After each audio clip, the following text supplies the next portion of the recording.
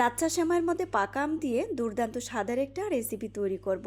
আর এখন যেহেতু আমের সিজন, আপনারা চাইলে কিন্তু খুব সহজে এই রেসিপিটা তৈরি করে নিতে পারেন।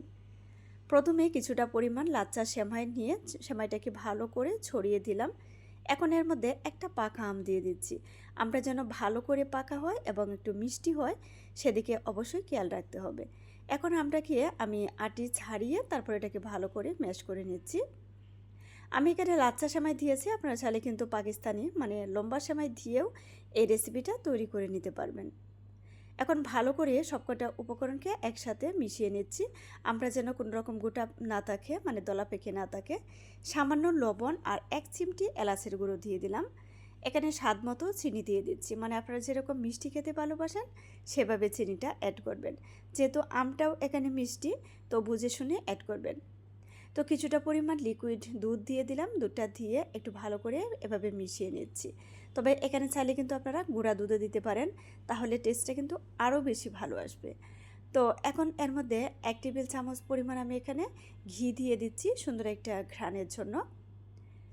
তো আবার একটু ভালো করে মিশিয়ে নিচ্ছি। এখন চুলাটা আমি অন করে দিয়েছি। কিছু সময় এভাবে নেড়ে ছেড়ে রাখতে হবে, তাহলে দেখা যায় কি মানে দুধটা কিন্তু শুকিয়ে যাবে। তবে দুধের ফ্লেভারটা কিন্তু আপনারা অবশ্যই পেয়ে যাবেন এর মধ্যে। সেই জন্য অবশ্যই এখানে মানে পানি না দিয়ে দুধ দেওয়ার চেষ্টা করবেন। তো কিছু সময় নাড়াচাড়া যখন করবেন দেখবেন যে এটা ঘন হয়ে আসবে, মানে দুধটা শুকিয়ে যাবে।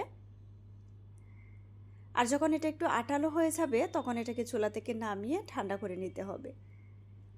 তো আপনারা দেখেই বুঝতে পারবেন যে আমি কিভাবে কাজটা করে নিচ্ছি। তো এটা কিন্তু অনেকটা আঠালো হয়ে গিয়েছে। যখন দেখবেন যে একসাথে এভাবে জমাট বেঁধে আসতেছে তখনই বুঝতে হবে যে এটা আসলে আঠালো হয়ে যাচ্ছে, মানে দুধটা শুকিয়ে যাচ্ছে।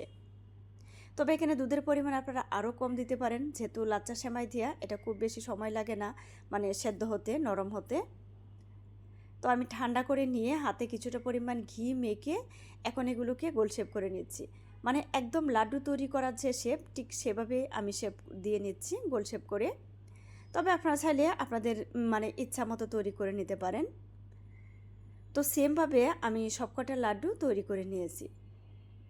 এটা তৈরি করা কিন্তু একদমই সহজ। আর এই লাড্ডুটা তৈরি করে যখন আপনি খাবেন মনে হবে আপনি যেন পাকা আম খাচ্ছেন। এত বেশি মজার একটা ঘ্রাণ আসে। যেহেতু এখানে দেখা যায় কি যে লাচ্চা সেমাই দিয়ে আছে, আর লাচ্চা সেমাইটা কিন্তু অলরেডি ঘিয়ের মধ্যে ভাজা থাকে, তারপরেও কিছুটা পরিমাণ আমি ঘি দিয়েছি। সব কিছু মিলিয়ে অসম্ভব মজার একটা ঘ্রাণ পেয়ে যাবেন, খেতেও বেশ ভালো লাগে। তো আমার কিন্তু রেসিপিটা প্রায় শেষ। উপরে কিছুটা পরিমাণ লাচ্চা সেমাই এভাবে ছড়িয়ে দিয়ে দিচ্ছি, এটা জাস্ট দেখা সৌন্দর্যের জন্য।